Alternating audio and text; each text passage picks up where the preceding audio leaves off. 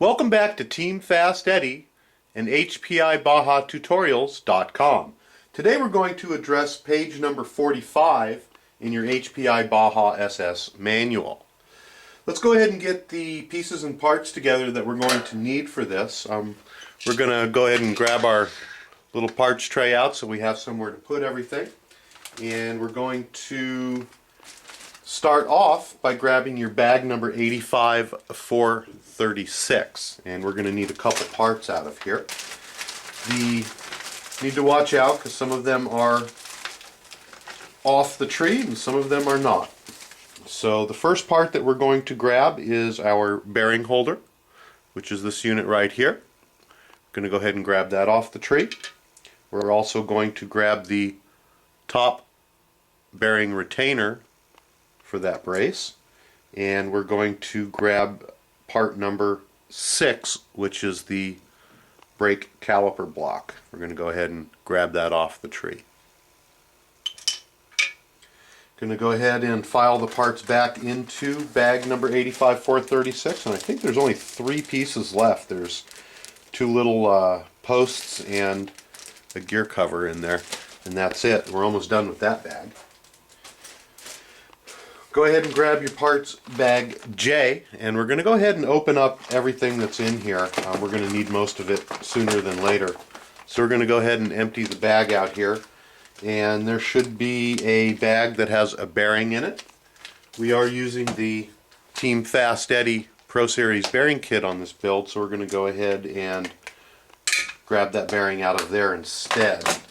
Also included in there are 2 brass bushings.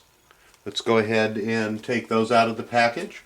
If in fact you have the Team Fast Eddy Pro Series bearing kit, there are 2 bearings in there to replace these bushings, but you do have to modify your car a little bit to use them, and we're going to save that for a different tutorial. So we're going to go ahead and put those in the tray. You do have your spur gear as well as the spur gear back section, and going to go ahead and put those 2 pieces back together, and we're going to set this off to the side because we're not going to need it right away, and it is going to take up space in our tray. So I'm actually going to put that back in my bag J and file it away. Going to open up our nuts and bolts bag. There's only 1 nuts and bolts bag in there. Open it up and empty it into our tray. Make sure it's empty. There is a bag that contains an orange brace as well as your brake pads and whatnot. Go ahead and open that up, dump it in our tray. And then we have our last bag, which has some pins, C-clips, a few nuts and bolts, a spacer, and our rubber bumpers for inside the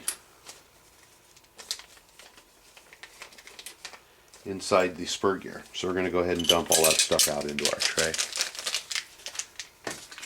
Those are all the parts that we're going to be needing. So we're going to go ahead and get started on putting everything together here. There are 4 nuts included in our parts bags, and those I believe are the only 4 nuts that are in our tray. There are 2 large ones and 2 small ones. Let's go ahead and insert them into the proper areas on the bearing retainer. There's 1 in each corner for the large ones, and then the small ones get inserted into the bottom. They all press in fairly easily on mine. If not, you know the drill. Okay, let's go ahead and grab our bearing, and we're going to insert our bearing into there's a slot inside of here, and the bearing is very simply just going to go ahead and slide directly in. You can just use your finger, snap it all the way down inside, and then we're going to go ahead and grab the top bearing retainer, and there's little grooves here and little notch here. That doesn't matter which way it goes on, but that's going to slide down in just like so to retain the bearing. Our next step is to go ahead and grab the plastic brake pad, or actually that's the caliper, and the caliper block, and our two pins. If you take a look, there's some webbing on one side of the block and not on the other.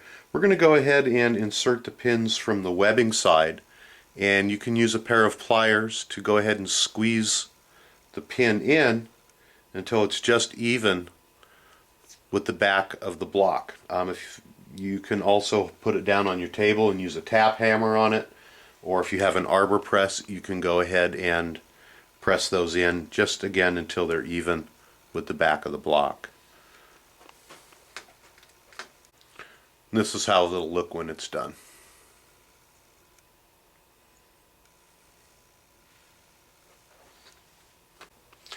At this point, let's go ahead and build our brake calipers.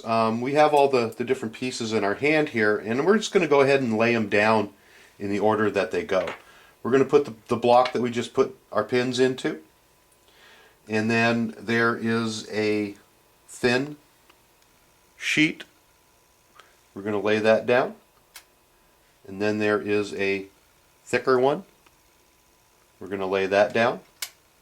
Then we're going to put down one of the composite pads, another composite pad, and then the last piece is the thicker bar that has the nub on there. We're going to go ahead and lay those down.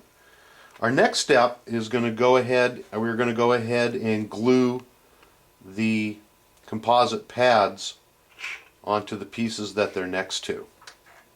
And find it very, very helpful to clean off the manufacturing oils off of the strips. And we're using denatured alcohol, but you can use anything, even soap and water if you want, and go ahead and clean off the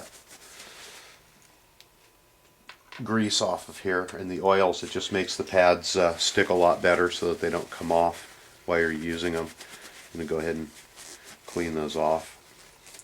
And the pads themselves have stick-em on it, so we're going to go ahead and just peel off the tape.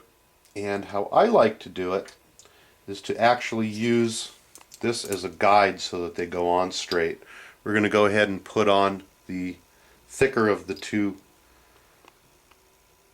plates, and with the sticky side down, go ahead and align the holes up, and then go ahead and push the pad on and make sure it's stuck on there properly. We're going to remove that, and I'm going to go ahead and stick on the next pad with the sticky side up, and then go ahead and lay this unit down on top of it, and that's just going to make sure that everything's lined up properly, just like so. Okay, we're going to go ahead and put those back down. To build the caliper, we're going to take our thin shim. We're going to go ahead and put that on first. Just slides right over the pins. Next, we're going to put the composite material so that it's up, just like so.